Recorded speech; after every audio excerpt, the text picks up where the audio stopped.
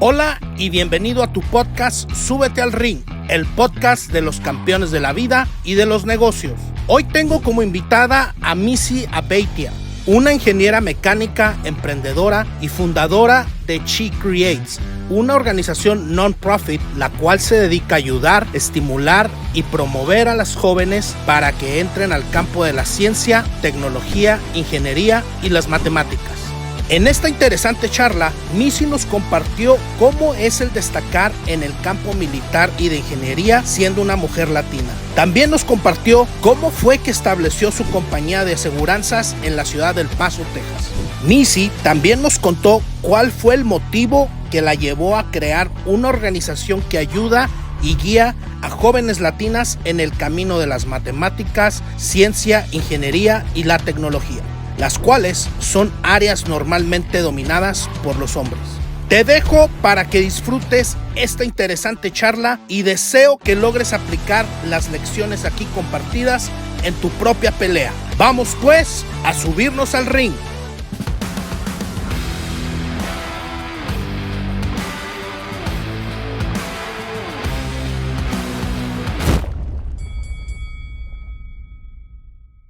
Hola. Antes de que empieces a disfrutar de este gran episodio, te quiero invitar a que te suscribas a nuestro canal en YouTube y en Spotify. Aunque no lo creas, muchas personas que ven nuestros episodios no están suscritas. Te pido nos apoyes de favor a seguir creciendo y a que juntos sigamos disfrutando de las charlas y lecciones de nuestros invitados. Ayúdanos y súbete al ring.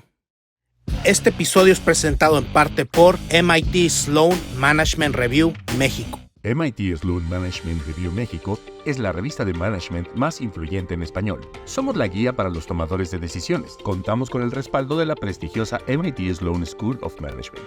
Brindamos información valiosa para ejecutivos, emprendedores y profesionales que buscan mantenerse a la vanguardia de las tendencias globales. Estamos convencidos que cualquier persona que influye en su entorno es un líder. Síguenos en todas nuestras redes sociales y visita mitsloanreview.mx para ser parte de nuestra comunidad de líderes.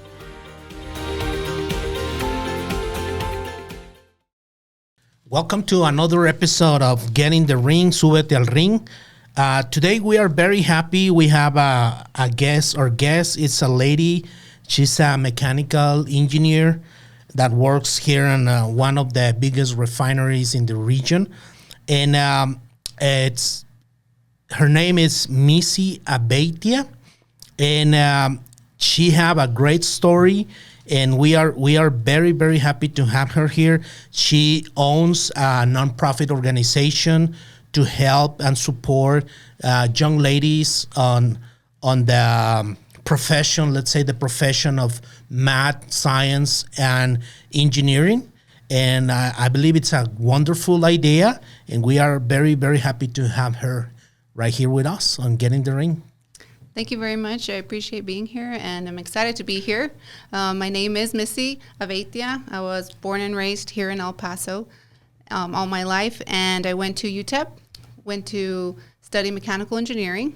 I went into mechanical engineering because I started off working in cars with my dad. Mm-hmm. We built a 73 Plymouth Duster from the junkyard, got parts, and would just restore the entire car. So that's what really jumped my interest into engineering.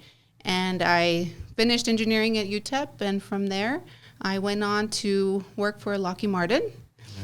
Worked for Lockheed Martin as a manufacturing engineer on the F-35 program, where I also worked on the flight line and on the aircraft final finishes. What's the F-35? It's a plane? It's a fighting plane? Yes, it's a fighting plane. Wow. It's like a stealth plane for Lockheed Martin. There's 3 versions of the plane. You have the A, B, and C versions of the F-35. From there, I wanted to come back home to El Paso. So I transferred to White Sands Missile Range, and I worked as a missile test engineer on the PAC-3 missile. And the PAC-3 missile is an interceptor missile that the Army uses on the back of their equipment. So I did that for a couple years. After doing that, when COVID hit, it was kind of a struggle for everybody at that time. I had to be going to work every single day, so I wasn't able to work from home. During that time, my husband had an insurance agency. Albert Aveytia Insurance Agency, and it was our decision to stop going to work and then open an insurance agency under myself. Wow. So I opened up under Missy Aveytia Insurance Agency, and that was selling Allstate insurance. Wow. So we did that for about a year and a half, 2 years. We continued that, and during that time, I wanted to go back into engineering because engineering was really my passion. Selling insurance at that time and opening the business was a good pathway on finding out entrepreneur skills and what it takes to open up your own business. But during that time, I really felt that engineering was really what I wanted to continue to do. So I applied to different companies and currently work for Marathon Petroleum. But during this whole time of my career, I have always had an interest in teaching little kids or talking to other women about my struggles in engineering as a woman. And I've always loved volunteering. So opening the nonprofit was actually an idea that I wanted to do back in 2018. But I never knew what to do or how to do it. And I was always scared of what if it doesn't work, or I don't know how to start. And it just never happened. And I had all these ideas on paper that I wanted to do it. And finally, I think what happened is my daughter was born. And during my maternity leave, it was something inside me that told me, I want her to see me do everything that I wanted to do and show her that she can do it too. So that's really when the idea just said, okay, we're going to do this. I've had this on paper for years, and we're going to get this started. So it started about almost a year and a half ago. She Creates, which is a nonprofit that helps support women and young kids in schools and help them pursue what they want to do, whether it's in science, technology, engineering, and math. And really, it's to push them to create anything that they want to be, which is the reason why I named it She Creates, because she can create the life that she wants and the dreams that she wants to pursue. She has the ability of creating anything really she sets her mind to. And it can be whether in business, in engineering, or creating her own business in a technology company. The possibilities are endless. And so I really hope to show everybody that She Creates is a really good nonprofit and really skyrocket from here on out. Wow. Well, I'm impressed with your journey. I have a lot of questions. And first of all, now that you know how to, let's say, start from the ground, a nonprofit, if another lady or another young guy is listening to us, what are the first steps to create your nonprofit? So to create a nonprofit, I think you really have to figure out what your mission is. You have to set that on paper and figure out what are we going to do as a nonprofit? What do we want to show the world, the community, of what we want to change? And doing a nonprofit, you want to do it with passion. So creating that mission, and then from going on from there, you want to get a team, a board of directors and officers that will really support that mission, because you want people on your team that will be pushing you forward all the time. You want to surround yourself with people who see the same goals as you, or maybe even better goals than you. So setting up that team, that mission, aligning yourself, and really pushing forward every step of the way. As a startup nonprofit, it can be very hard because you're new to the game. Nobody knows who you are. You can go up to a company and ask for a sponsor, but you don't have any track record, so you're going to get many no's, and you're going to get told no, no, no. But all you need is that one yes and that one person to believe in you. And from there, it'll just be like a snowball effect, and people will keep on reaching out to you. Sure, it's very hard, and I admire that you put yourself in that position again, because as you just explained, it's like pretty much like back to basics, right? Like when you just graduate from school and knocking the door of for an opportunity. So now you are doing that again. But I think what is powerful is that you are knocking the door for an opportunity, but not for you, for others, right?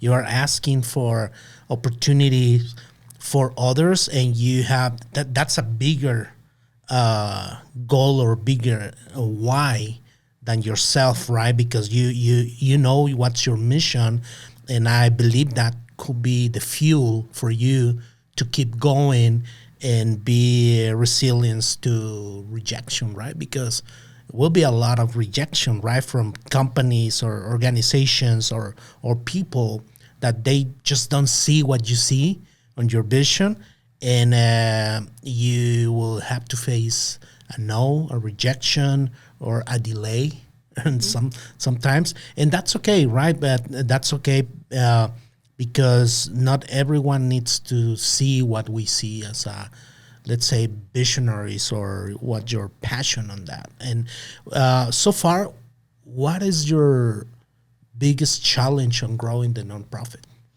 I think my biggest challenge right now is expanding it to where more than one company is aware of what we're doing right now.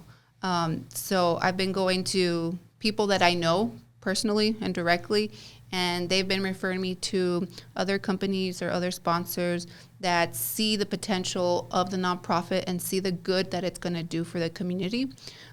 So difficulty is getting out there, especially when there's no track record. But within this past year, we've had 2 events, successful events.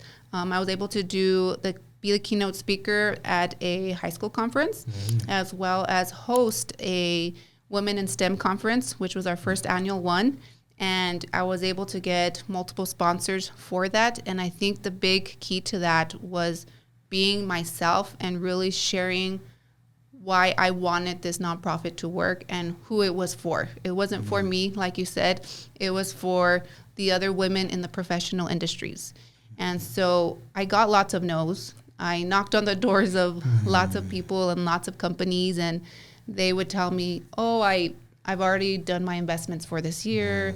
I've already donated, or you know what, maybe next year. But once you keep on going and keep on going, you can't give up on that passion. And whether even if it's just one sponsor, that one sponsor will help you, and you have to keep on pushing through.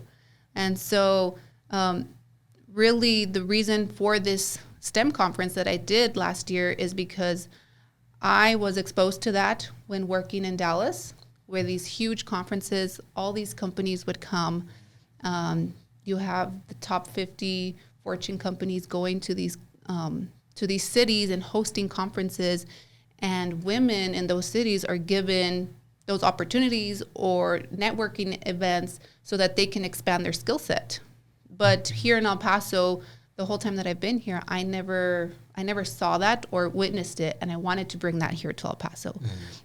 So I wanted companies to come to El Paso, be like a hiring event for women, as well as a conference where women can learn and expand their skill set in the field of STEM. And so I really hope, this was our first year, we got about 150 attendants. Wow. And so next year, want to double that, and I really hope that this grows where we have Fortune 50 companies attending this event, and it's a big seminar, because I feel like you don't have to go out of El Paso to get that type of education for your career. You could be here in El Paso and receive that. And so that's what I want to bring to El Paso. Melissa, what's the, looking forward, how do you plan to handle the situation where companies want to sponsor your organization, your nonprofit, but just to check the box and not really to help you or to be relevant on the mission of She Creates? How do you plan to handle that? I think it's important to acknowledge when you see that, if a company is just there to check the box, because I feel like you need a company that is there to support the mission and not just check the box. So as a nonprofit, it's key to get the board of directors and your officers and determine, is this really a company that we want to continue working with? Because if they're just here to check the box and not really support our mission, are they going to help us grow? Are they going to help us expand our message to the community? because as a sponsor also, we would like for you to tell your employees, tell the people that you're connected with, and show them that She Creates is a nonprofit to help women in engineering and expand their skill set to be where they want to be in life. And so if it's just checking the box, it's a hard decision, even though it's like, here's a grant, here's the money. But if it's not towards the mission, if the years keep on going by, it's not going to work out. And so I think that's a hard decision to make. But in the end, you have to go with the company that's going to support you all the way and sees the same vision as you. Nice. Melissa, what's the protocol or the process that you have in place to select your surrounding team? Let's say your board of directors or your team workers or any people that will be around your game plan on She Creates. How do you select people? How do you select the right people?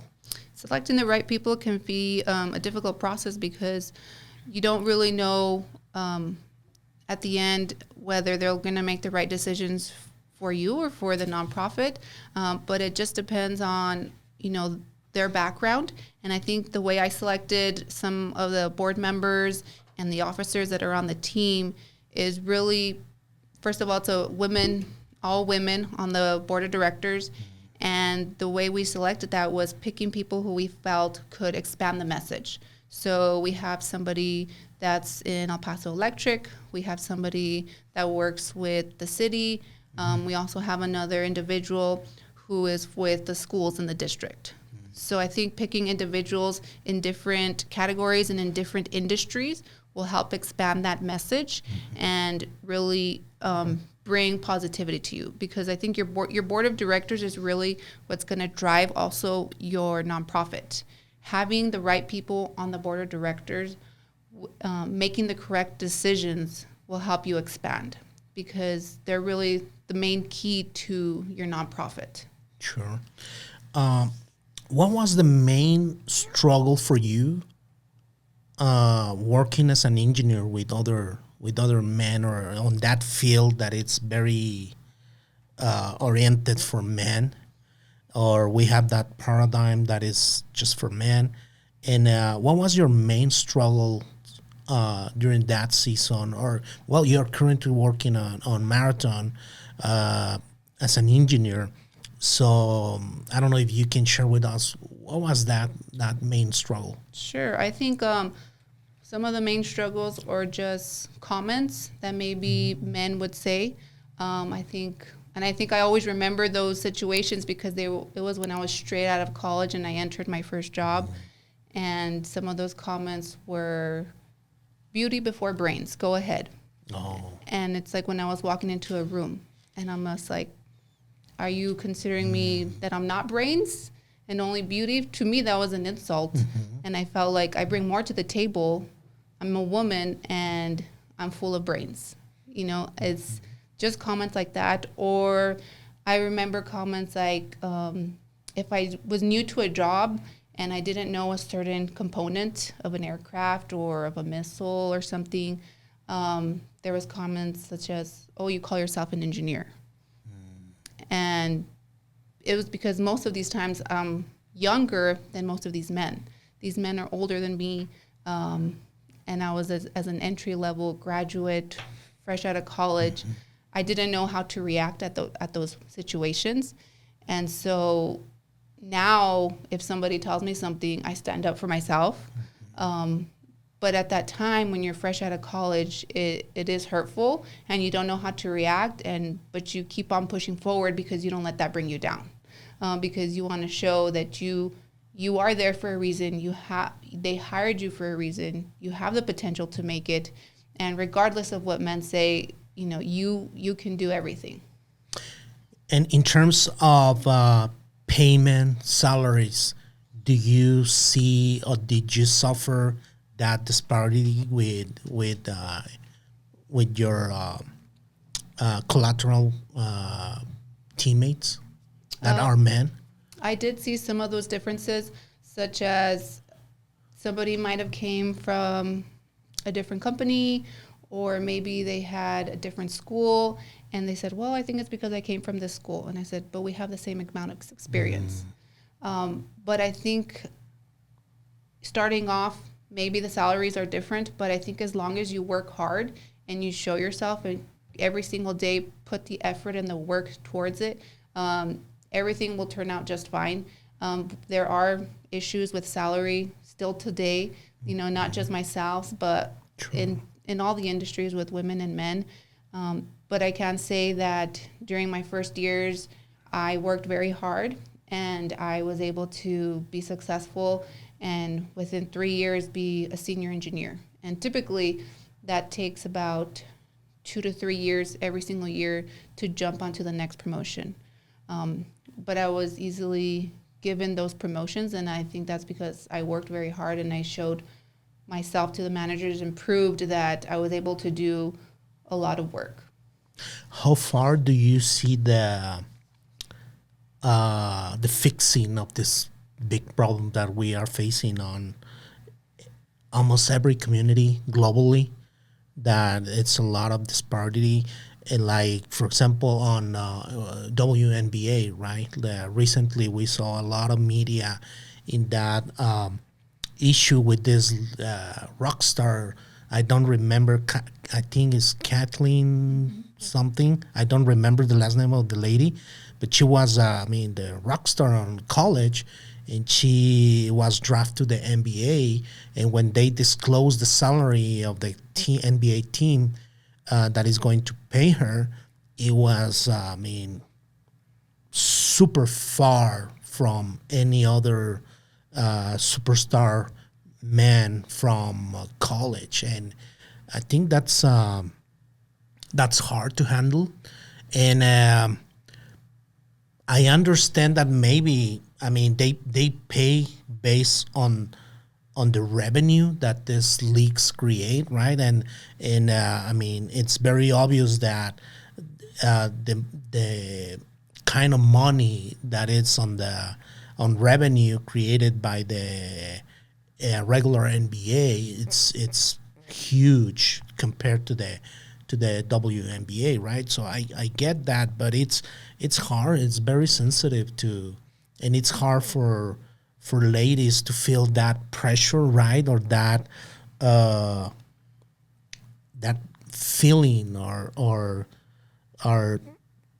having, I don't know if non-respect or value, but I believe little by little we are changing that. But how far do you see in the future that we can fix something like that? And what do you believe are the steps to move the needle on that issue? I think to move the steps is bringing awareness, like this situation right here. Yeah. Although it's hard to see that, and to see as a woman, see the salary that you're receiving compared to the NBA, but doing those little steps as bringing awareness, sharing it out loud makes a difference and an impact, because then other people are aware of, wow, this is actually happening, or if it's still happening. And so bringing the awareness to the situation and really making a movement will kind of beginning and starting to make an effort in making equal pay for the men and women. And as a woman, it can be a little bit difficult to know that I'm receiving less pay than this other individual when maybe I've had more experience, or I'm just as great as that other person. Or more credentials. And it is hard.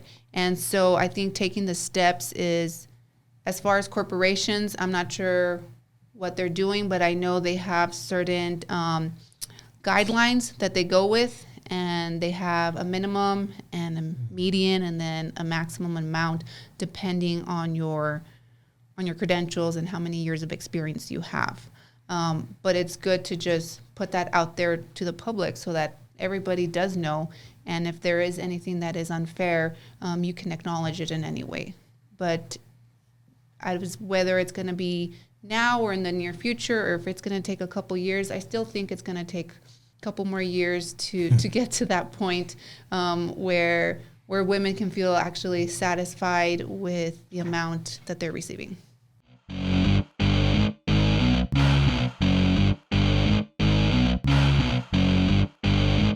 Hola, si quieres seguir aprendiendo y quieres subirte al ring, te dejo la información sobre mi libro de negocios, Súbete al Ring, una guía para el emprendedor de la vida real. Continuamos. Melissa, what is the situation that you remember in the past that really pulled the trigger for you or ignite you to create your nonprofit? What was it was a situation, a specific situation where you feel like, man, I need to be part of the solution on this? I think it's always been in me, and I've always wanted to do it, and I've always had it on paper. But when my daughter was born, I was in my maternity leave, and I would always look at other nonprofits and tell myself, well, it's already being done. Well, it's already being done by this other nonprofit, or there's already a nonprofit out there that addresses this. But something in my head at that moment, I think when it was like, I want to be able to create a life for my daughter where I want to make that mission available to her. I want that to be for her. That really, really pushed me to just go out there and just begin it. And so it was my daughter that really pushed me, a newborn, being at home, and I started to get to work. And it's a lot of work, because I still work right now full time. But going home to her, being a mom, working full time, and then still working on the nonprofit, you push through it. If it's a passion, you keep on going. And whether it's late hours at night, you don't stop. You continue until you reach those dreams that you want. And so it's a situation that my daughter pushed me to just really take off and do the dreams that I've wanted to do. Wow. Do you still have the insurance company? We do, yes. We combined both insurance companies, my insurance company as well with my husband's insurance company, so they're consolidated into one right now. Wow. How do you handle business, the business side, being an engineer on a very highly demanding company like Marathon, that I assume, you got to perform at the highest levels over there, being a mom, being a wife, and now being a nonprofit leader or CEO? How do you handle all those areas in your life in just one Melissa? When you break it out, it seems like a lot. Yeah. It is a lot. And it's about balance, and whether there is such thing as work schedule balance. It's difficult, but you have to make the time and really dedicate each day to figuring out what's important at this day, what are my goals to accomplish today, whether it's waking up extra early, addressing certain emails, going to work, coming home, okay, I'm going to work on my nonprofit, and then I'm going to attend to my daughter. It's really scheduling out each day and your week so that you can obtain those goals that you want. Because I'm a mom, I'm a wife, but at the same time, I want to excel in my career, and I want to be great at what I do. And so I need to make sure that you're well equipped, you have the energy, and you can balance everything out, whether it's maybe putting 10% on the insurance agency on this day, but I'm going to put in 30% in the nonprofit. And then the next day, I'm going to focus a little bit more on the nonprofit, and then on the agency, I'm going to do this much. So really, it's not always an equal distribution amount and percentage of how much effort you're going to put into each business every single day, but it depends on how your week is, what are your goals, what do you need to accomplish, and what's in that week in store for you. So really setting those goals up on a daily basis, on a weekly basis, can help you get through the day and accomplish everything. Wow. I think it's very, I don't know how to pronounce that word, but it's counterintuitive or right? Like there's several books that say the one thing, for example, the one thing, right? Which is they advise you to be you want to really be a top player, to focus on one thing, which I believe you don't do it. I don't do it. I have also a lot of things like my company, my book, my podcast, my consulting, and my family. And so I believe it's hard, but I agree with you that you got to be smart to be providing priorities during the day or in the week ahead, just to, what will be the percentage that I will put on this project today and tomorrow and this and that. I think it's doable if you have, as you say, if we have the energy, if we have the passion and that big goal to achieve, which is bigger than us. And I think that's the perfect fuel to keep going, because it's hard, right? It's very hard. Sometimes I'm sure you suffer burnout out of all this. And then looking the big picture in the future, if you have to sacrifice one of those areas, which one of those are the one that you will or are willing to sacrifice just to keep the others strong? I think I'd be willing to sacrifice the current career I have right now in the refinery, just because my greatest passion right now at the moment is that nonprofit. That is fueling me and pushing me every single day to make it expand as much as I can. And so it is hard, as you said, splitting your day amongst everything. Sure. But once you start focusing a little bit more on this project, it's going to start excelling even more. And so I would sacrifice doing the engineering to focus on something else, which would be the nonprofit, because I do believe that is truly my calling and my passion. Good. How do you see in 5 years, how do you see your nonprofit She Creates? How do you feel? What will be the perfect picture in 5 years? In 5 years, I hope that everybody in the community and globally gets to know who She Creates is, where we're endorsed by multiple sponsors, and we create conferences and events that people are waiting to get their hands on for tickets. And so we want to make a statement to kids and women all across, and I hope that this not only is in El Paso, but has chapters in other cities.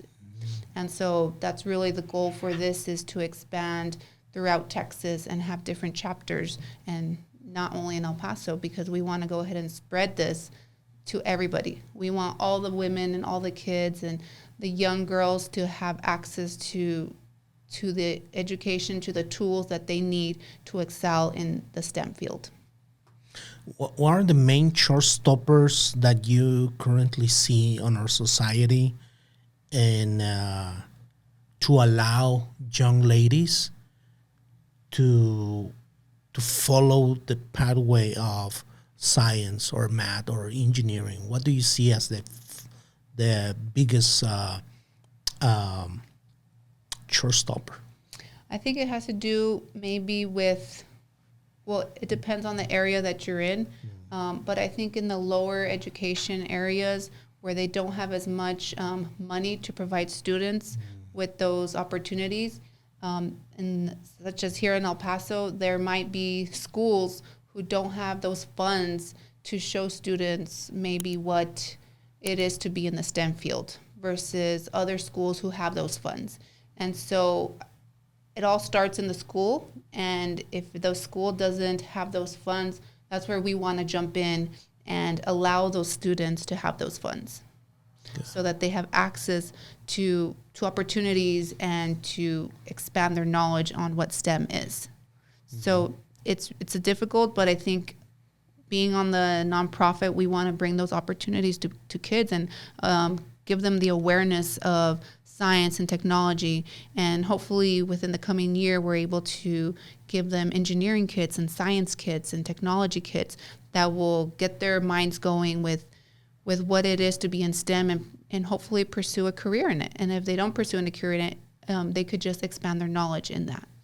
What is the nonprofit that you admire currently that it's on your own field and on providing these opportunities for young ladies on science, math, and engineering? What's your, let's say, the nonprofit that you admire and you want to follow those steps? There's a nonprofit called Girls Who Code, and it started off small. They started off with just one nonprofit, but throughout the years, the executive director was able to expand that nonprofit where she grew in multiple cities. And she was able to bring coding to young girls and expand that so that they had that knowledge there. And so when I read her story on how she expanded her nonprofit, that gave me the passion and the fuel to say, this is exactly what I want to follow. And so looking at other nonprofits really help you see your vision and compare yourself to them and kind of look at them almost as a mentor to see, this is what I want to accomplish 5 years from now. Good.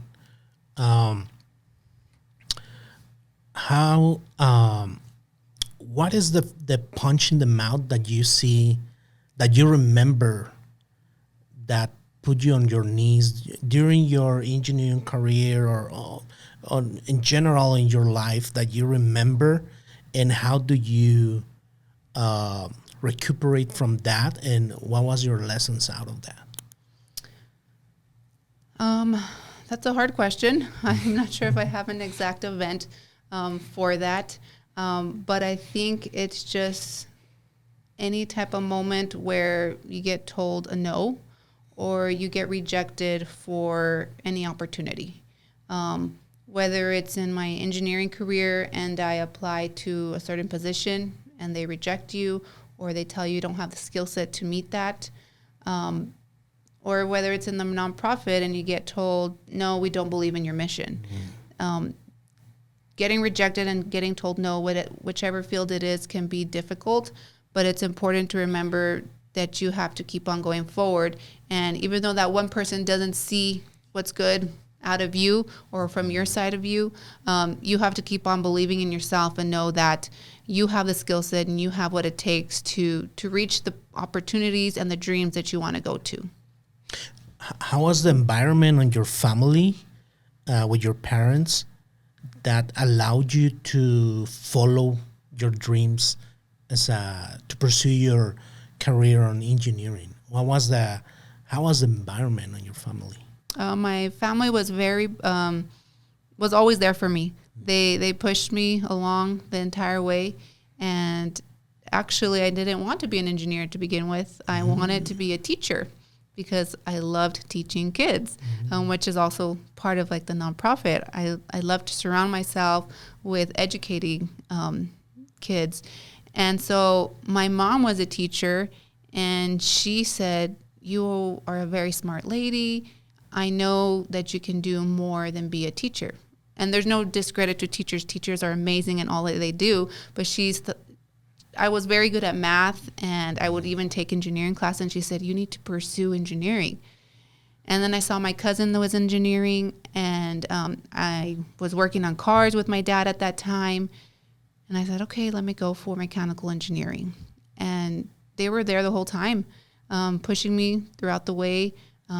When I got internships out of the city in different states, they were always there to help me and guide me along the way. So they never stopped helping me. And I think it's important to have that family that surrounds you and that pushes you in everything that you want to do. Pursuing engineering, pursuing your nonprofit, you have to have that backbone, that family that will always see what you want to see your dreams, and help you get to those goals. Because it takes a real community to get you there. And when you're feeling down or frustrated or feel like you're not going or reaching as fast as you can to those dreams, that's when your family is there and they help push you and let you know that you can still do it. You have it in you. And if someone that is hearing the podcast, young lady, wants to reach out to your foundation, and how can they find you online or social media? I have social media on Instagram, on Facebook, and LinkedIn. We're all under She Creates. And also my email is located on all of those 3 different platforms. So messaging directly through any of those platforms, I'd be happy and willing to talk to all the women, all the students, any type of person who would like to get to know more about the nonprofit and show them what the nonprofit can bring to them. Sure. What's the type of content that you are creating to attract or to inspire young ladies onto this STEM environment? And by the way, if someone is listening to us or looking at us on YouTube, can you explain further what's STEM? Yeah, so STEM is science, technology, engineering, and math. Recently, STEM has adopted into STEAM, where it includes art, because as part of all the engineering and math and science, there is an art to it, which is your creativity and how creativity you can be when you start designing projects or coming up with ideas. And so advocating for STEM is advocating for all those different subjects. Good. If you look yourself as a fighter and you imagine that you are in a ring, boxing ring, fighting your fights with your nonprofit, with your current job as an engineer. So when you go back to your corner and you sit down just to rest a little bit for the next fight, who's in your corner supporting you? Definitely would be my husband and my parents that are supporting me in that corner. They have supported me since college in every single thing that I want to do. And whenever it's a new idea of, I want to create this, I want to start this nonprofit, I want to do this business, they are there 100% of the way. They know creating businesses and creating a nonprofit is a risk, but when you have that passion and the fuel, I know they're there in the corner and they're rooting me the entire way. Nice.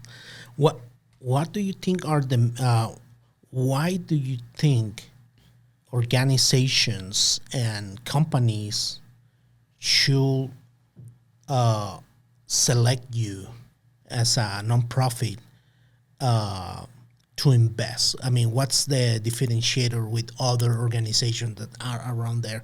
What will be your, let's say, your value proposition on the nonprofit? Yeah, so right now we're focusing on conferences for women in the professional field.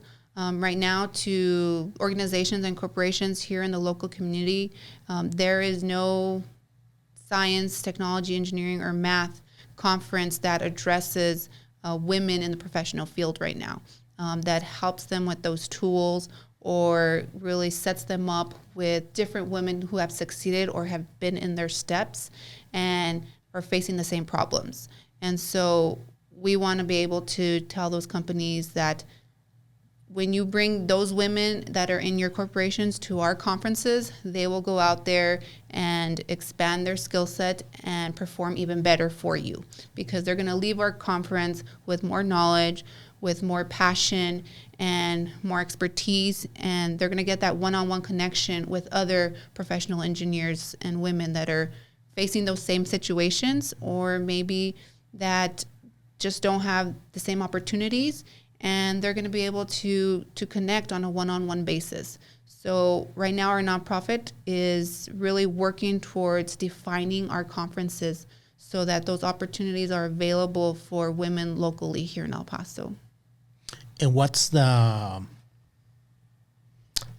our community of El Paso is receiving your proposal, your concept, or your nonprofit? Do you see that they are embracing the nonprofit? I think they're embracing it. For their first conference, it was difficult at first to get people to see the reasoning behind my conference, just because it was a person that they've never met. They've never met me before. They've never seen me. And when I shared my story with them and the reason for it, they started to embrace that. And so we got about 6-7 sponsors for our first conference. And once those people were able to come to our conference, we were able to get more referrals from other individuals, and I was able to get more people that to connect with, because they felt that they aligned themselves with the mission of the conference.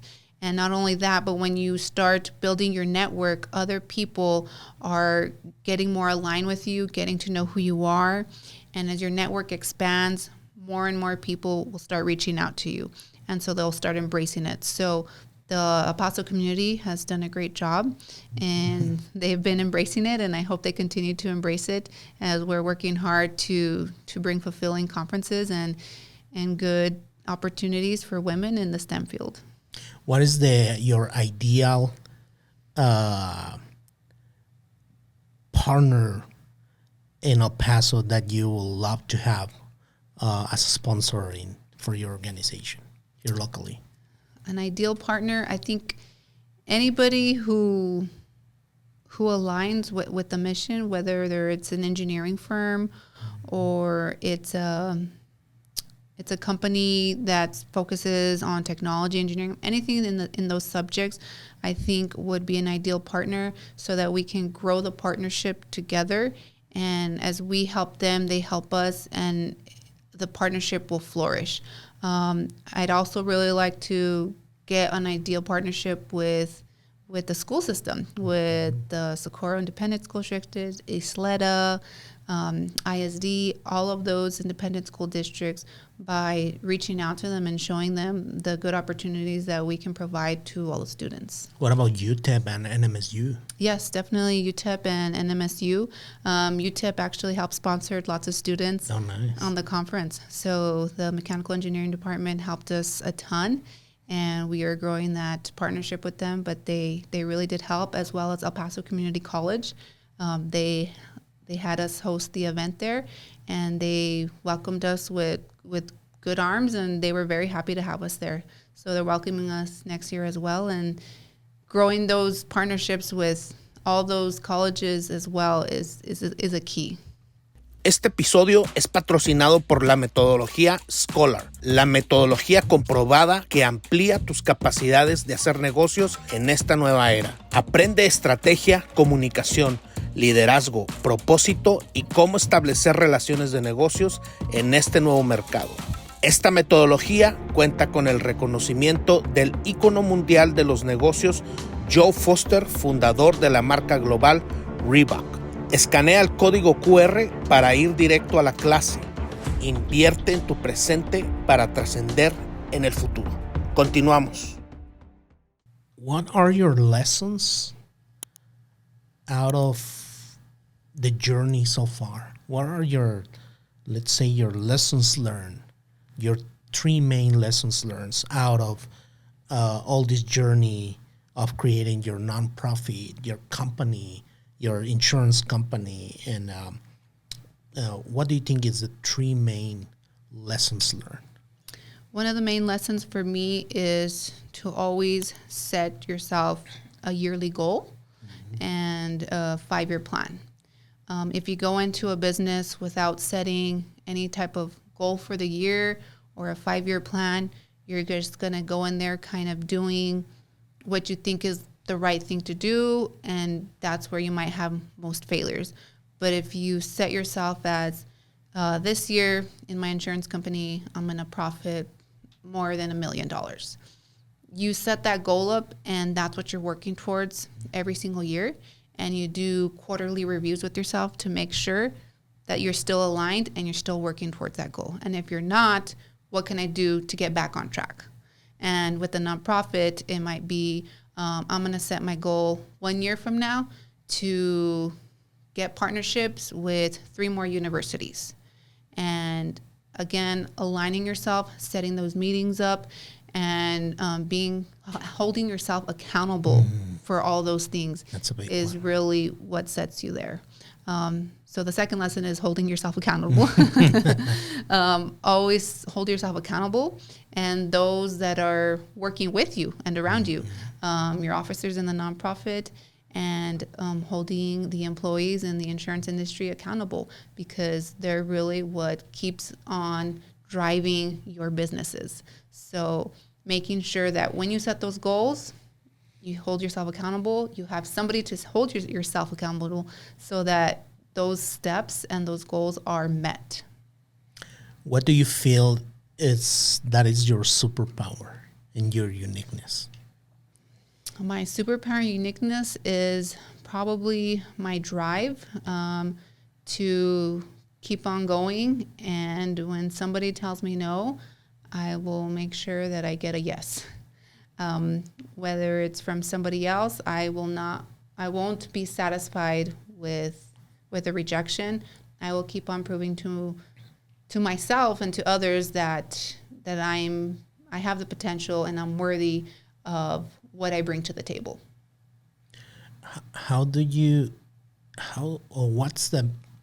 If you have a methodology to get your inspiration every day, what is the main source of inspiration for you to have that thick skin when you are in defining moments, facing challenges, or when you are exhausted of dealing with all those different areas of your life?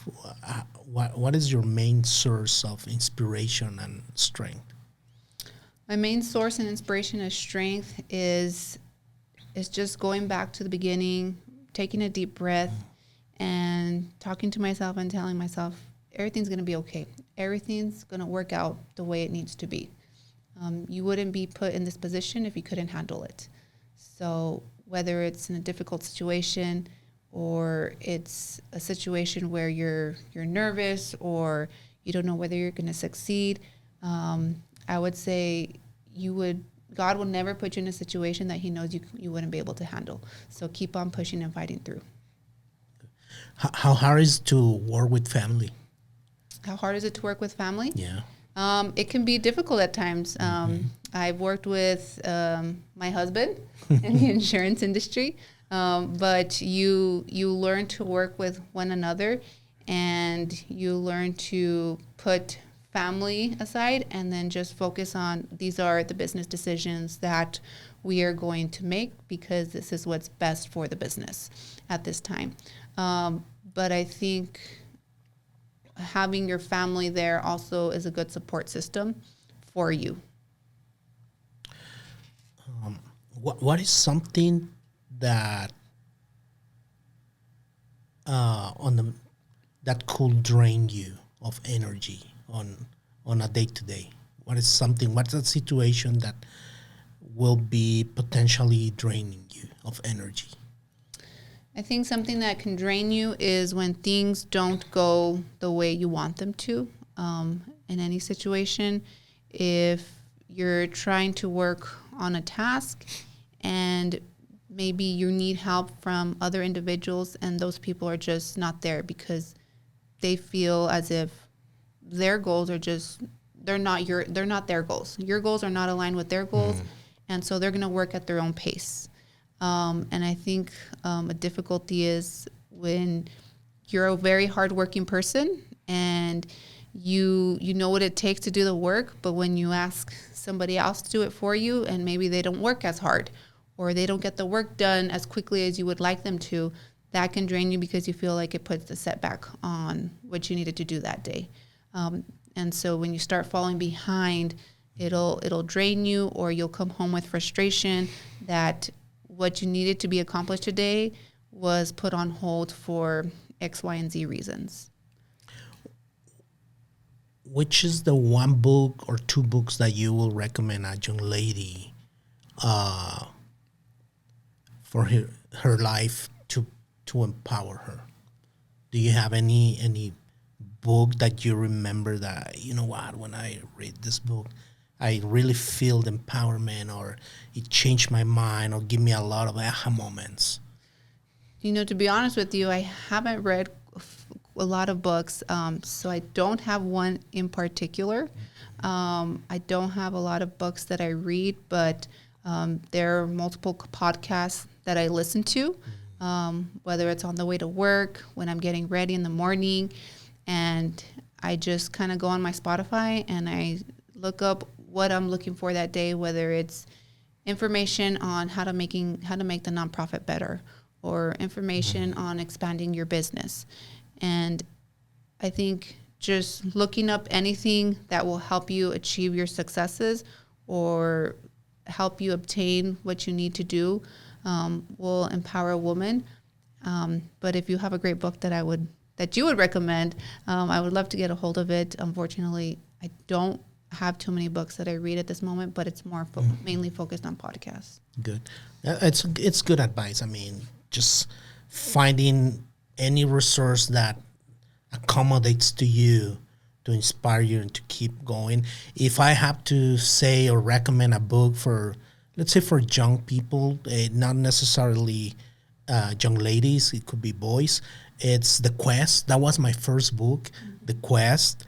And I think that's the book that opened my eyes and ignite my chest to dream about doing something different, about pursuing my dreams, and I believe it's a great book, very simple, so I truly recommend if you can find it. It's very old, The Quest, and it's in Spanish as well. It's called La Búsqueda, and the author is Alfonso Lara Castilla.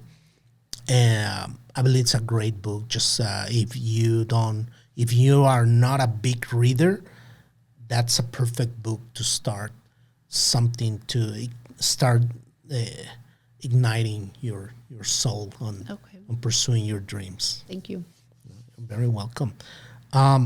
What do you recommend to a family that have daughters, young ladies in the family, to help them or to create the right environment or the safe environment for those young ladies to be open to raise their hand and say, hey, you know what, I want to pursue something that is not commonly linked to women. What do you recommend to create a better environment in the family for that? I think it starts off with exposing them to those different ideas. So I know a lot of times right now, kids are maybe on their iPad or focused on their phones, and instead maybe giving them some engineering kits, some science kits, any type of educational kits that will get their mind working, and exposing them to what it's like to build a structure, to build a building, or to build a rocket ship. And when they have that hands-on activity, their mind is more active and they get more in tune with what they're doing versus watching something on the phone. And so researching on YouTube or on our nonprofit, we're going to start making videos on little activities for kids. So researching any type of activity with at-home things and items that you have can be good ways for your students, for your children at home, to really learn about the different educational advantages that you can have by reaching out to them and telling them, look, this is how you can do a bottle rocket made out of a water bottle, or this is how you can do a catapult made out of some popsicle sticks. So when they're exposed to that and they see the fun in it, that excites them, and then that will ignite their curiosity even more, and then they'll want to see more videos or more activities, and that'll spark their interest. So starting at a young age is really key to exposing them, and hopefully that'll continue to make them want to become something in that field. In one point of life, would you be open to become a teacher and share with young guys, young ladies, all that acumen of knowledge and experience that you are obtaining on your journey, and knowing that you have a lot of passion for teaching, since that was your first option back then, would you be open to do something like that? I don't know if I would be open to becoming a teacher, but I would say having the nonprofit is a good avenue of still teaching students and adults of the different knowledge that I have, and sharing my expertise and talking to them about it. So I believe this nonprofit is a good way for me to still obtain what I originally wanted to become, which was a teacher. Absolutely. What do you think, Melissa, is your best shot? What is your best, if you are compared to a fighter, what do you believe is your best weapon over the ring of life and business? I think my best shot and my best ring is really the successes that I've had in my businesses in such a short amount of time, and due to the fuel and the passion that I have. So whether it's working late at night till 2 in the morning, 3 in the morning, and seeing the success that comes out of it at the end of the year is really my successes and my best shots in life. So my accomplishments that I've done in my 20s was I recently turned 30. And so within these past 10 years, owning 2 businesses, being an engineer, those are my biggest accomplishments. What will be your advice for young people, young generations that want to achieve something in life in the current environment that we have right now? The current environment, it's sometimes it's very violent, it's very aggressive. So they have a lot of advantages that we don't have back then, which is a lot of technology, a lot of access to information. And what do you recommend to young guys as a recipe, let's say, if we can say a recipe, to achieve their goals for the future? I think it depends on finding your passion and what you see yourself fit for. There's individuals who need to go to school, who want to go to school, and believe that going to school and getting that education is the way to accomplish that. And there's other individuals who want to jump straight into business and feel like they don't need the school. And either way, there's areas and people, women and men, that are successful going to school and not going to school. And because they designed something, they created something, and they started a business off of it, and it skyrocketed, and they're making millions of dollars off of that. And there's other individuals that are going to school, they're pursuing that career, and they're still making the life that they wanted and making those $1 million that they wanted. And so I think with the technology that we have right now and how the world is, I think take advantage of everything that's being offered right now. Find your passion, find your fuel, and keep on going towards it. There is access to so many opportunities, and people can help in so many ways. So also surround yourself by a good network, by a community, or by your family that will drive you and push you to reach those goals. Great. Well, Melissa, I want to thank you so much for being here on our podcast. I'm impressed of the how do you handle all those areas of your life, and I really want to say thank you for what are you doing for young ladies on our community in El Paso, and I know that is going to expand to other cities and other states for sure. Why? Because it's good and because it's needed. And I wish you a lot of success on that. And I want to congratulate you also for the family that you have, and for the spirit and the drive that you have, and for putting on your head that type of goal which is bigger than you. And I believe we need more Melissas on our communities that sacrifice sometimes their own time, family time, in order to pursue that big goal, which is impacting others, serving to other generations. And I truly believe that that's the pathway, one of the main pathways to change our countries, right, our communities, and the narrative for the future. Is there something that you would like to say to the people that is listening to you right now before we go? I just like to say that keep on going towards your dreams. Anything that you feel that you want to accomplish or you want to create, you can create anything that you set your mind to. Everybody has the ability to carve that pathway and set those dreams, and not only set those dreams, but accomplish them. Hold yourself accountable to every single goal, and every step of the way, you'll get there. Thank you. Thank you so much. So again, how can people reach out to you on social media or on a website?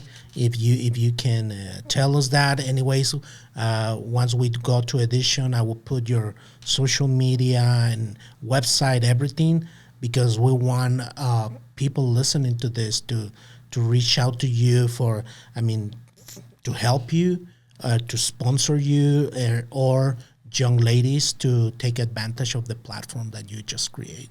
Thank you. Yes, we are available on Facebook, LinkedIn, and Instagram as She Creates, and we hope to get many more followers and sponsors and help all the young women and ladies in the El Paso community. You will for sure. Well, thank you so much, Melissa. Thank you for your time, and it was a pleasure having you here. Thank you so much for having me here. Thank you for getting the ring. Thank you.